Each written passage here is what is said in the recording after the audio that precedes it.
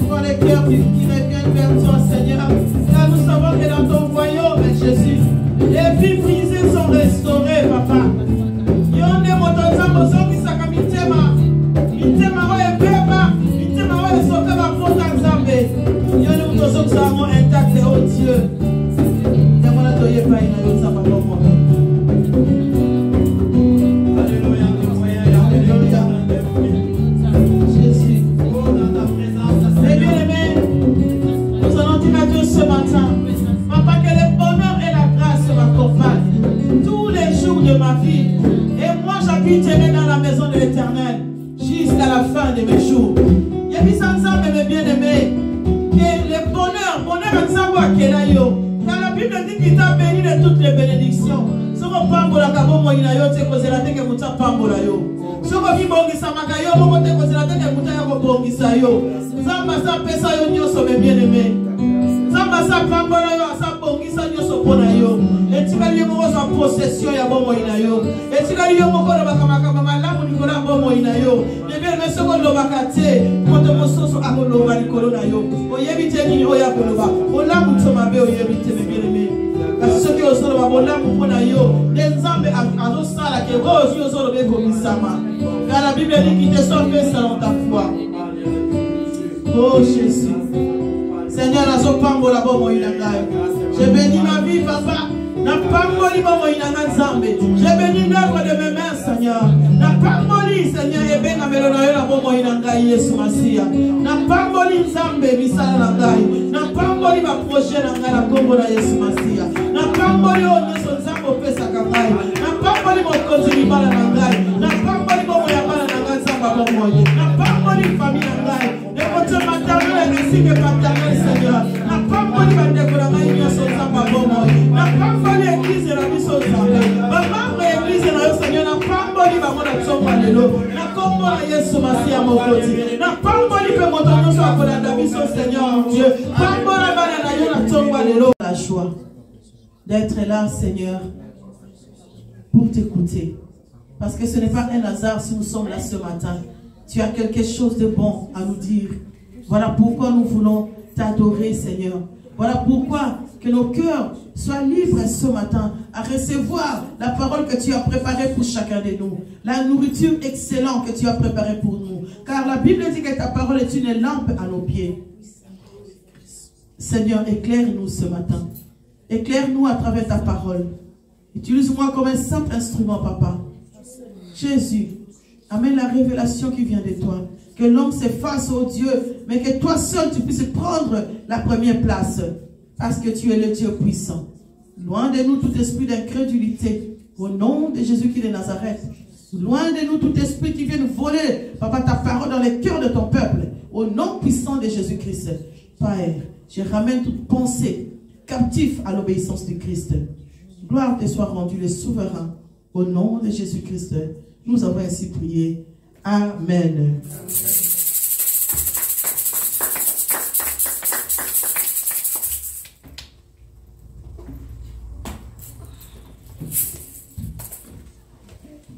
Alléluia.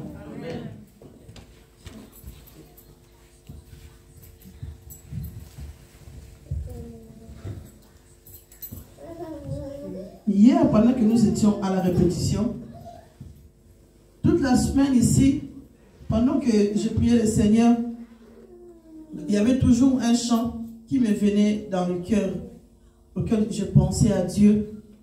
Et ce chant me disait toujours, donc je veux que vous la chantez.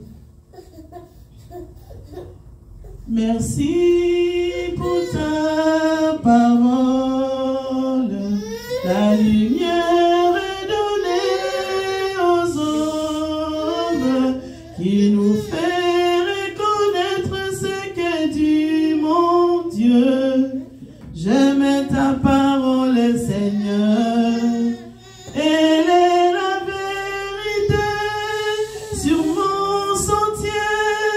Par elle je veux me laisser guider et faire ta volonté sans murmurer, en espérant de ta bonté. Alléluia. Amen. La parole de Dieu, mes bien-aimés, c'est le chemin que l'Éternel nous donne pour que nous puissions les suivre, pour que nous puissions l'écouter. Parce que c'est une lumière qui nous éclaire. Marcher selon la parole, c'est vouloir avoir une vie excellente avec Christ. Alléluia.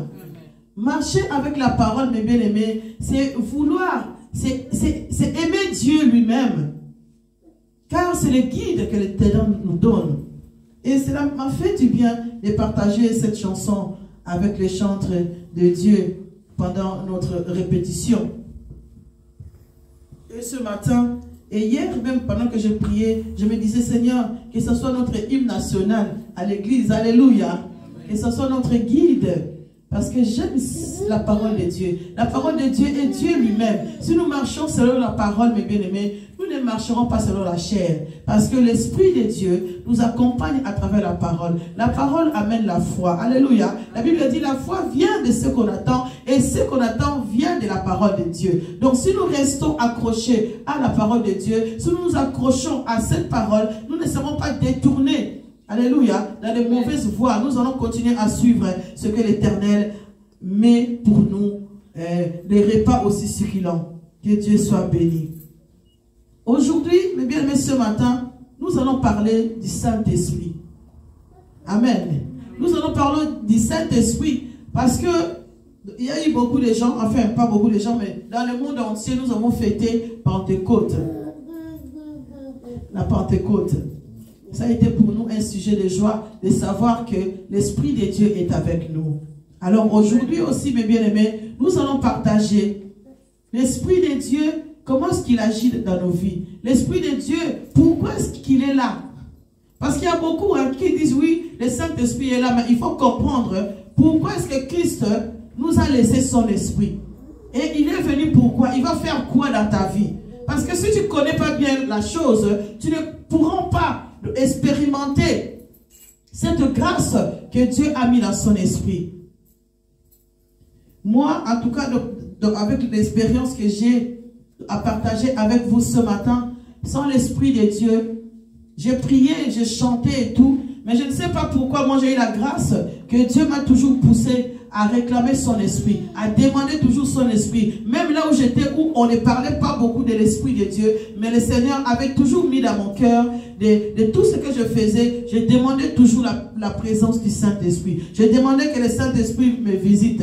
Je demandais que le Saint-Esprit me guide. Et je bénis le Seigneur de tout ce qu'il a fait à travers son esprit. Et même dans nos chansons, donc l'écriture là que j'écris, je l'écris toujours quand je suis en prière. Alléluia. Quand le Saint-Esprit lui-même inspire des chants, et nous bénissons le Seigneur pour tout ce qu'il fait à travers son esprit.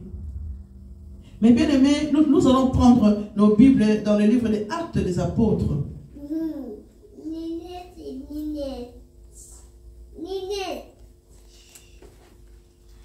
Actes des Apôtres au chapitre 2.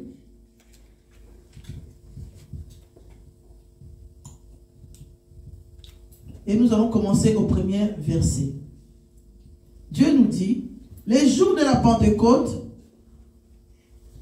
ils étaient tous ensemble dans le même lieu. Tout à coup, il vint du ciel un bruit comme celui d'un vent impétueux. Et il remplit toute la maison où ils étaient assis. Des langues semblables à des langues de feu leur apparurent, séparées les unes des autres, et se posèrent sur chacun d'eux. Et ils furent tous remplis du Saint-Esprit et se mirent à parler en d'autres langues, selon que l'Esprit leur donnait de s'exprimer. Alléluia. Amen. On nous explique ici que les jours de la Pentecôte, il y a eu des enfants de Dieu qui se sont mis ensemble.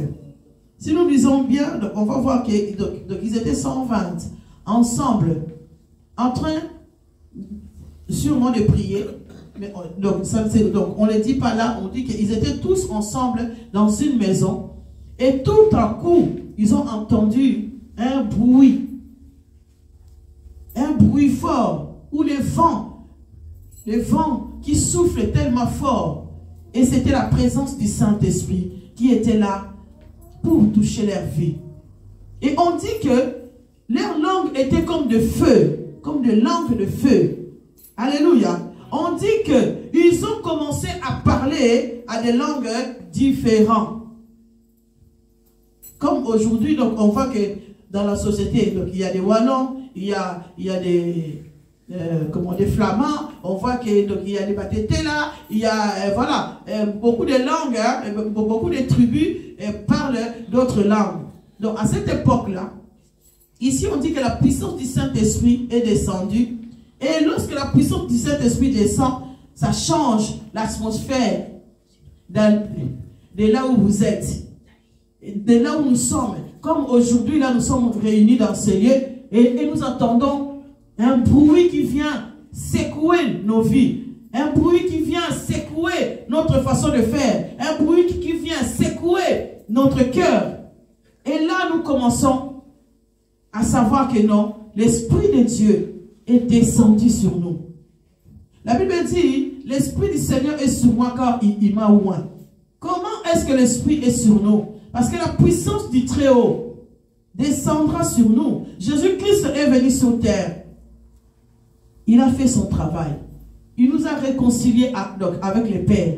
Quand son temps est arrivé, Jésus-Christ est monté au ciel. Tellement qu'il était amour. Il a dit, je ne vous laisserai pas orphelins. Je vous enverrai un consolateur. Là, nous allons lire cela. C'est dans le livre de Jean. Jean au chapitre 14.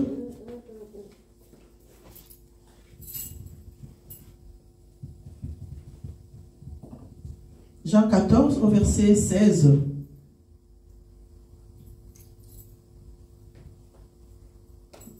Jésus dit, et moi, je prierai le Père, et il vous donnera un autre consolateur, afin qu'il demeure éternellement avec vous. L'Esprit de vérité que le monde ne peut recevoir, parce qu'il ne voit point, ne le connaît point, mais vous le connaissez, car il demeure avec vous, et il sera en vous. Alléluia. Amen. Jésus-Christ connaissait le monde. Il savait que les gens le suivaient par profit. Il savait que dans le monde, le prince de ténèbres dirigeait ce monde.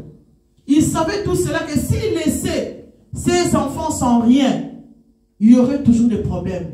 Les enfants de Dieu allaient souffrir. Aujourd'hui, c'est comme des parents. Un parent doit toujours penser à laisser quelque chose pour ses enfants. L'héritage, quelque chose pour ses enfants, pour ne pas que si plus tard tu n'es pas là, que des enfants n'aient pas à souffrir. Un bon parent, il pense à cela. Un bon parent ne vit pas du jour au jour. Un bon parent prévoit les choses pour le lendemain. Il voit au-delà. Parce qu'il sait que si un jour je ne suis pas là, que mes enfants ne puissent pas souffrir.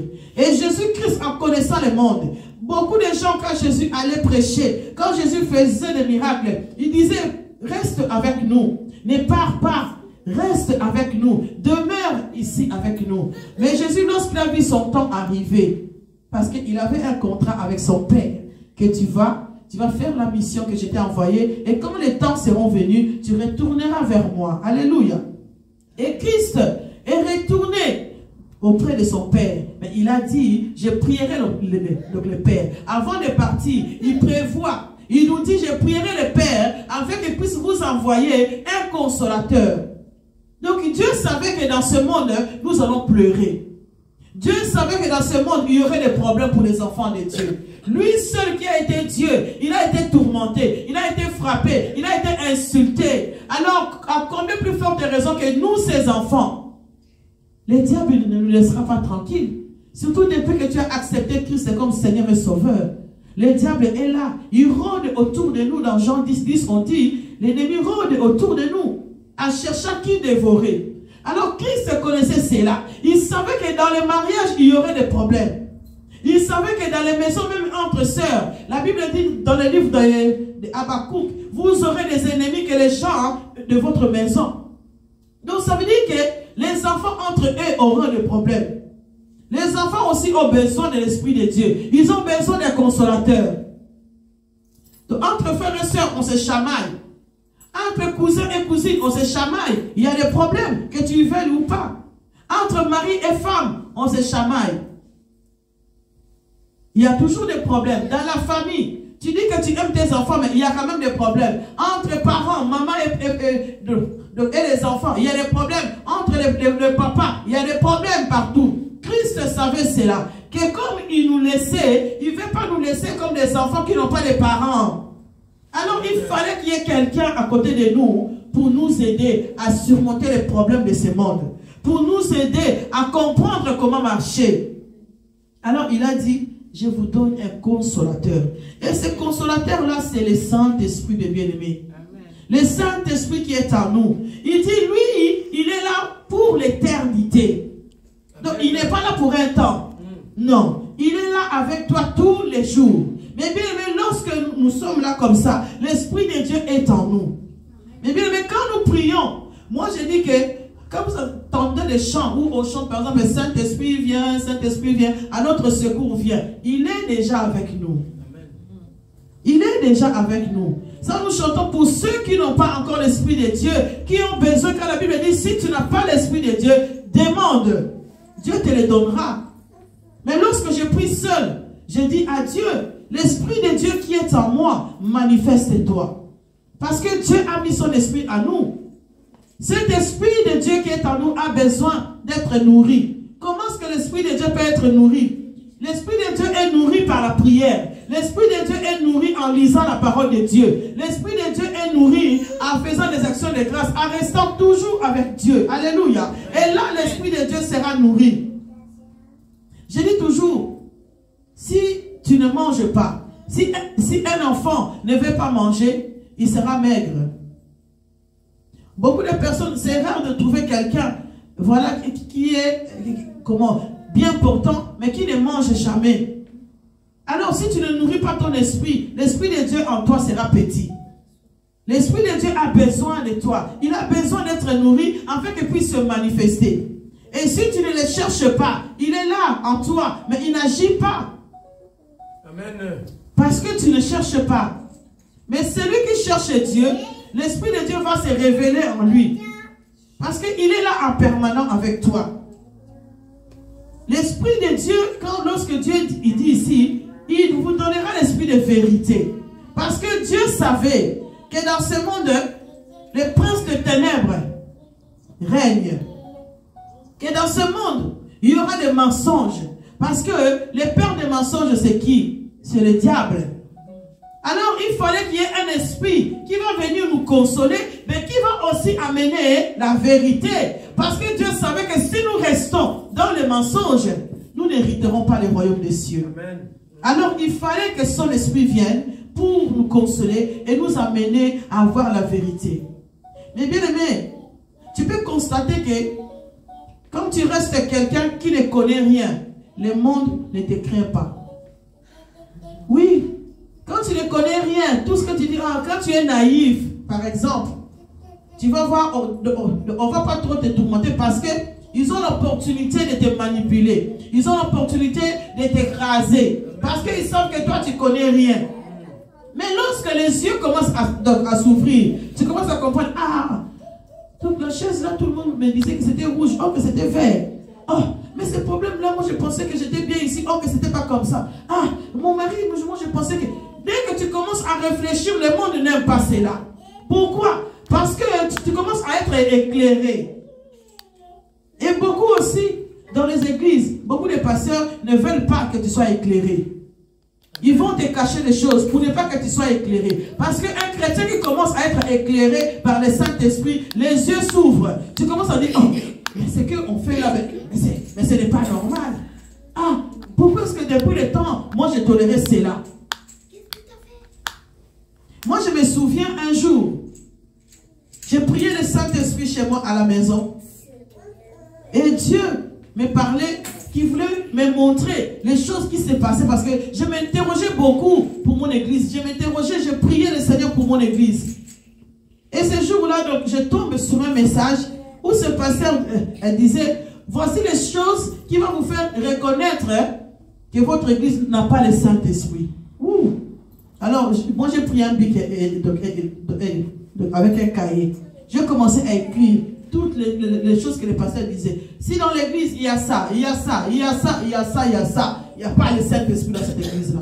Mon Dieu, je me suis retrouvé que dans notre église, toutes ces choses-là étaient là. C'est un choc, mes bien-aimés. Parce que quand tu commences à t'examiner, les choses que tu vois, parfois ne te plaît pas, tu dis, mais mon Dieu, où je suis? Ah oui, j'étais choquée. J'ai commencé à pleurer dans mon salon. J'ai commencé à prier le Seigneur. J'ai dit, mon Dieu, Seigneur, il y a tout cela chez moi. Seigneur, aide-nous à changer. Je pleurais, j'ai dit, Seigneur, pardonne-nous. Aide-nous à changer. Saint-Esprit. Et alors, j'ai compris beaucoup de choses. J'ai compris que parfois, quand l'Esprit de Dieu m'a mené pendant le culte, Dieu me donnait des chansons et comme ça qu'on n'avait pas répété parce que Dieu inspirait ainsi. Et que quand j'ai chanté ces chansons pendant que tout le monde priait, le Seigneur délivrait des gens dans l'église. Et j'ai eu des personnes qui sont venues près de moi pour me dire, tu dois arrêter. Tu dois arrêter à faire cela. Tu dois arrêter à chanter comme ça. J'ai dit, mais c'est pas moi, c'est l'Esprit de Dieu. Non, ils m'ont dit clairement, tu dis à ton esprit que tu ne dois pas faire cela. J'ai compris que l'Esprit de Dieu était dérangé. L'Esprit de Dieu dérangeait les gens. Alléluia. Ça veut dire qu'on ne voulait pas que l'Esprit de Dieu puisse œuvrer. Mais bien aimé, il faut laisser la place au Saint-Esprit.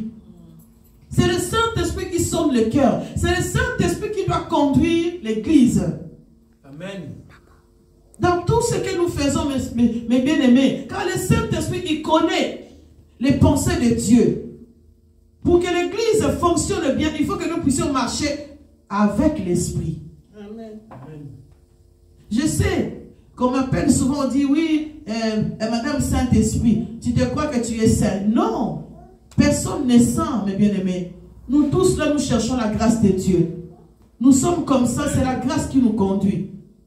Mais nous voulons rester avec Dieu.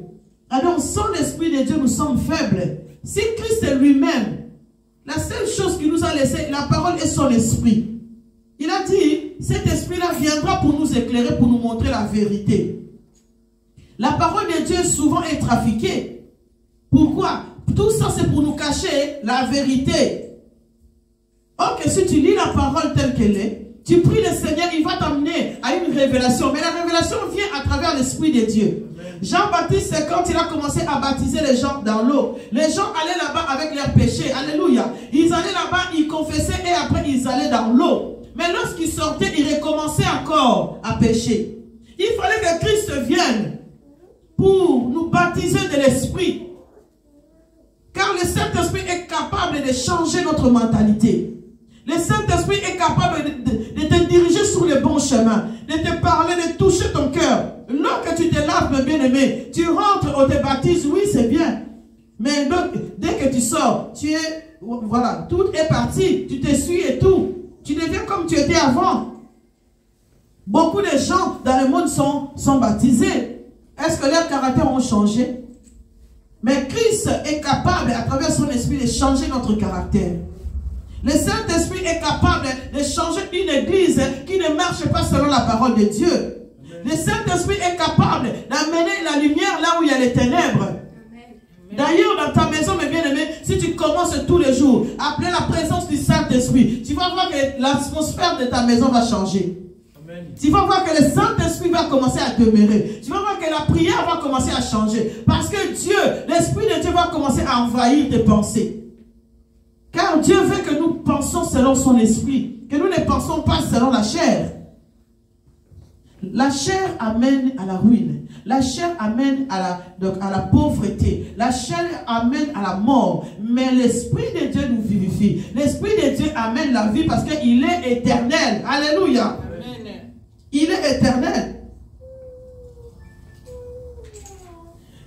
Les païens, mes bien-aimés, ne comprennent pas ce mystère de l'Esprit de Dieu. Quand tu dis que tu as l'Esprit de Dieu, quand tu dis que, par exemple, moi, oui, j'écris parce que l'Esprit de Dieu m'inspire des chansons, mais pour eux, ça les dépasse. Ils disent que non, il faut aller en studio et commencer avec la musique et tout et tout. Mais or que dans le monde du ténèbre, ils savent aussi qu'eux aussi inspirent. Il y a aussi l'esprit de Satan qui donne aussi les chants aux autres. Mais nous voulons, nous, avoir l'Esprit de Dieu. L'esprit de vérité. Parce que lorsque tu écoutes des chansons qui est faite par l'Esprit de Dieu lui-même, il descend, il dit, il siège au milieu de la louange. Donc si son esprit est là, quand tu écoutes des chansons qui ont l'esprit de Dieu va agir. Lorsque tu écoutes des chansons qui ont l'esprit de ce monde, c'est cet esprit-là aussi qui prend la place. Donc dans l'église, si nous appelons pas le vrai, le Saint-Esprit de Dieu, alors d'autres esprits vont commencer à œuvrer. Nous voulons dans cette église, mes bien-aimés, dans nos vies, que l'esprit véritable de Dieu, que la plénitude du Saint-Esprit puisse prendre la place.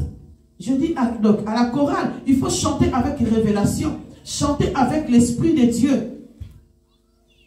C'est vrai que parfois on me dit qu'on ne fait pas souvent les chansons de maintenant. Parce que quand j'écoute des chants, il faut que l'esprit de Dieu me convainc que cette chanson-là, que je veux venir ici, les répéter et que nous allons les chanter, puisse nous apporter quelque chose. Si à moi, ça m'apporte seulement les voilà. Non, ça ne sert à rien. Ça ne sert à rien. Aujourd'hui, le monde est détruit parce que les gens veulent seulement là où il y a le mouvement. Là où il y a de la bonne musique, c'est bien.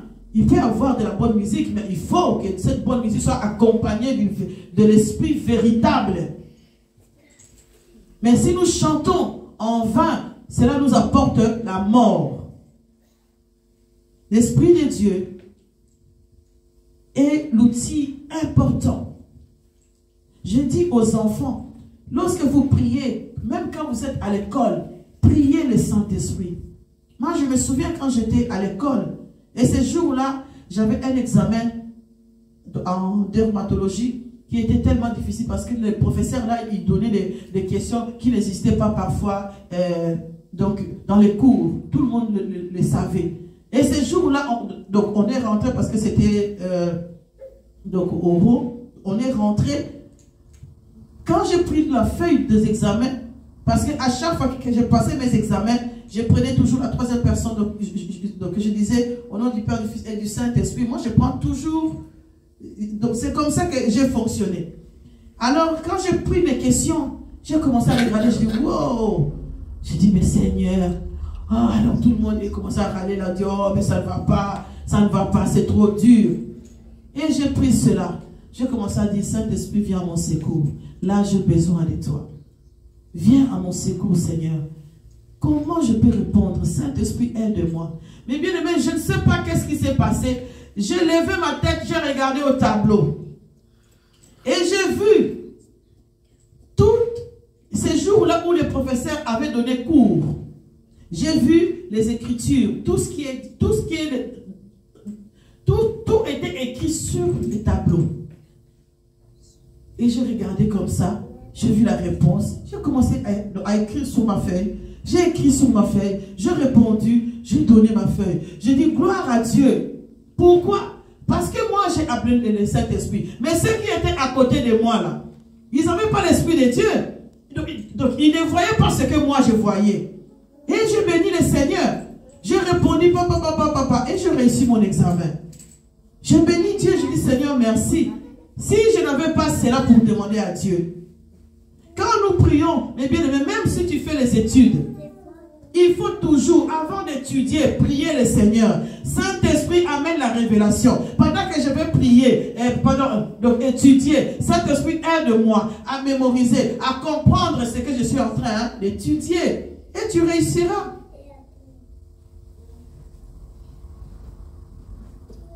Parce que l'Esprit de Dieu est notre mentor. En tout cas, moi, il est mon mentor. J'adore l'Esprit de Dieu.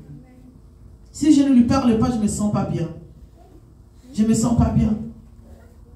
Et il est notre force, il est notre consolateur. Les jours où le Saint-Esprit est descendu sur moi, vraiment, je l'appelais, j'ai prié, j'ai demandé cela. Je vais vous partager ce témoignage parce que c'est très important. Que les enfants de Dieu, dans mon cœur, je dis, Seigneur, fais vivre aux autres aussi ce que moi j'ai vécu. On ne partait plus à l'église, on restait chez nous à la maison. On a fait 1 an où on priait tous les dimanches à la maison chez nous, avec les enfants. Je ne me souviens pas si Divine était déjà née, je ne pense pas, je ne suis pas sûre. Et on était dans ma cuisine, ces jours-là, donc j'ai travaillé l'après-midi, donc on faisait le culte au matin. On était tous ensemble, moi, mon mari et les enfants. On a commencé à prier, à faire notre culte. On chantait le Seigneur. On priait, on priait, on priait. Et tout d'un coup, l'Esprit de Dieu est descendu. L'Esprit de Dieu m'a touché. Là où j'étais, je ne sais pas. Donc, il y avait quelque chose, la lumière. Il y avait quelque chose de... Mon cœur était apaisé. Il y avait quelque chose. Ma voix changeait. Et je me souviens que Bénédicte, quand on avait fini cette prière-là, Bénédicte disait, mais maman, tu parlais autre chose. Ta voix n'était plus pareille. Tu n'étais plus pareil ces jours-là.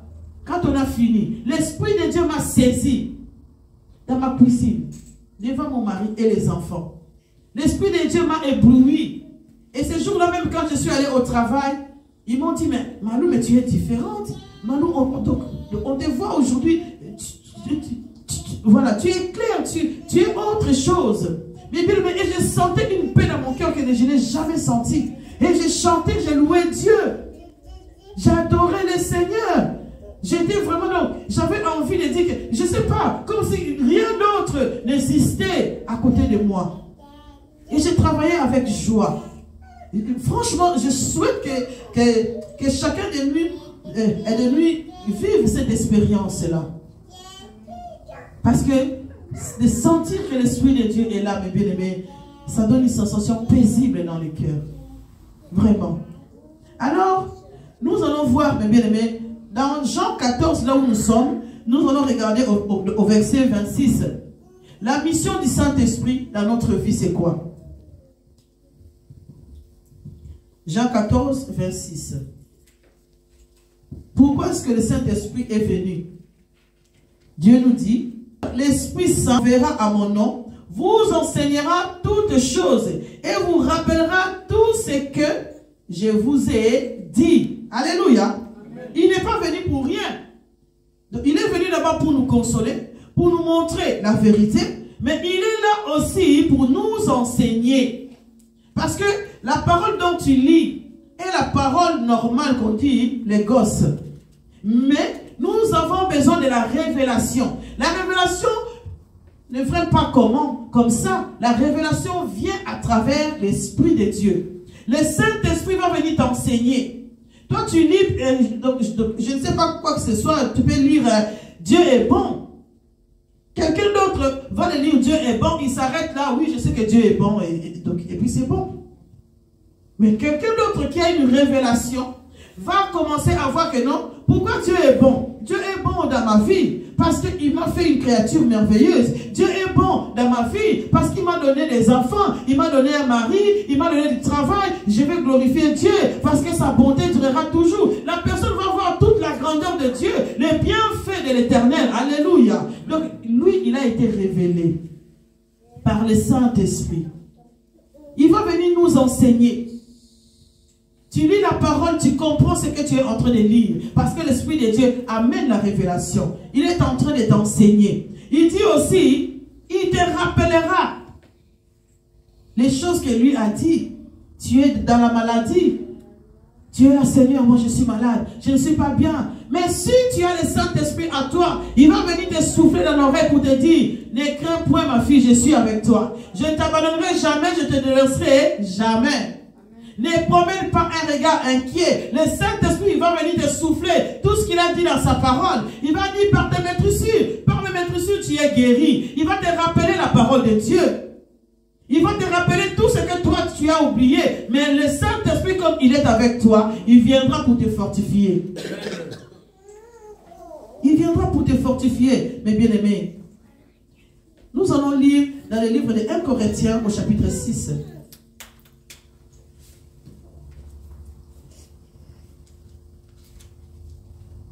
1 Corinthiens.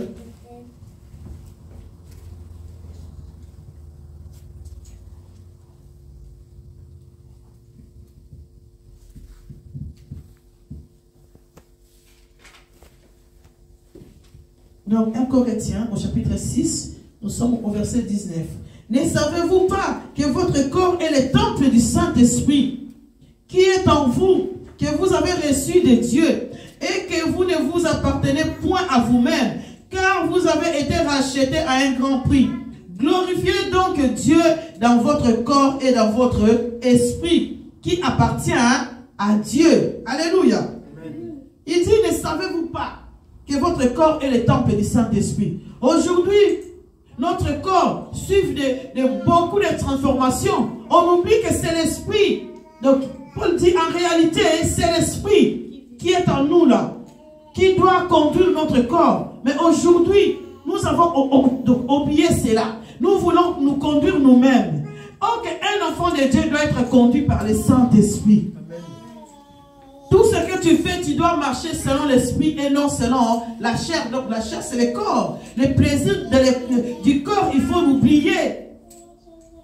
Il faut l'oublier. Parfois, tu as envie de faire des choses. Mais lorsque tu regardes que les choses que tu vas faire ne plaira pas à Dieu, tu ne vas pas les faire. Tu ne vas pas te sacrifier. Tu ne sacrifies pas ton esprit. Tu gardes précieusement ce que Dieu t'a donné. Il dit, n'oubliez pas que vous avez été racheté d'un grand prix. Jésus-Christ a payé pour que le consolateur puisse venir aujourd'hui nous soutenir. Jésus-Christ a payé pour que nous puissions avoir ce que nous avons aujourd'hui. Si tu vas au magasin, mes bien-aimés, tu achètes, je sais pas moi, un vêtement. Tu l'amènes chez toi à la maison. Est-ce que ce vêtement-là que tu as acheté appartient encore au propriétaire du magasin? Non. Ces vêtements-là t'appartient parce que tu as payé. Donc aujourd'hui aussi nous, comme Christ a payé à travers son sang, il a fait couler son sang, il a souffert, donc nous lui appartenons. Nous ne sommes plus les propriétaires de notre corps. Notre esprit appartient à Dieu. Il nous a rachetés d'un grand prix. Donc il faut que nous nous laissons conduire par l'Esprit de Dieu. Tu dois laisser ta vie, que l'Esprit de Dieu le conduise. Tu dois laisser l'Église, que l'Esprit de Dieu le conduise. Nous ne voulons pas marcher selon la chair, que l'homme va diriger. L'homme dirigera l'Église, mais selon l'Esprit de Dieu, selon la parole. Si aujourd'hui les églises sont détruites, parce que l'homme a voulu conduire l'Église selon ses propres désirs. Amen. Voilà pourquoi nous sommes détruits aujourd'hui. Et je refuse cela dans ma vie. Ma vie n'est pas détruite. Je refuse cela au nom de Jésus-Christ. Parce que je suis conduit par le Saint-Esprit. Par sa grâce, mes bien-aimés, dans cette église, nous sommes conduits par l'Esprit de Dieu. Et nous bénissons le Seigneur. Et dans 2 Corinthiens 3, 17, la Bible nous dit, là où est l'Esprit de Dieu, c'est là où il y a la liberté. Comment voulez-vous que tu es dans l'église, mais tu te sens en prison, tu te sens oppressé? Oh, que tu dois être libre, parce que là où il y a l'Esprit de Dieu, il y a la liberté. Tu ne vas pas à l'église avec crainte. Qu'aujourd'hui, si je ne suis pas là, les pasteurs voilà, donc il va me faire ça. Aujourd'hui, si je ne suis pas là, si je ne suis pas bien comme ça, non, nous sommes libres de venir adorer le Seigneur. Quand tu viens, si tu veux te coucher par terre pour adorer Dieu, couche-toi par terre, adore Dieu. Tu es libre de prier comme tu veux. Alléluia. On ne dit pas que bon, tu te ramènes libre avec des mini, non, on ne dit pas cela. La liberté spirituelle. Que tu n'as pas de crainte à avoir quand tu es dans la présence de Dieu. Tu es libre de chanter. Tu es libre d'adorer Dieu. Tu te sens libre dans l'église. Tu ne te sens pas oppressé ou on te regarde bizarrement. Les enfants de Dieu doivent être des enfants qui donnent la joie. Accueillants.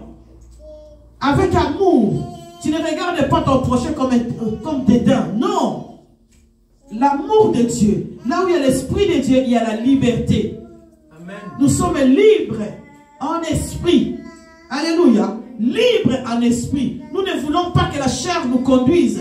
Nous ne voulons pas avoir peur pour parler, pour venir, pour dire quelque chose à maman. Tu dis non, elle là, donc on ne peut rien lui dire. Si tu lui dis, elle va péter. Non. Non. Dans l'église, nous ne pouvons pas marcher comme cela. Que tu sois un chanteur qui chante mieux que les autres, quand on vient te parler, mes bien-aimés, humilie-toi. La Bible dit l'humilité précède la gloire.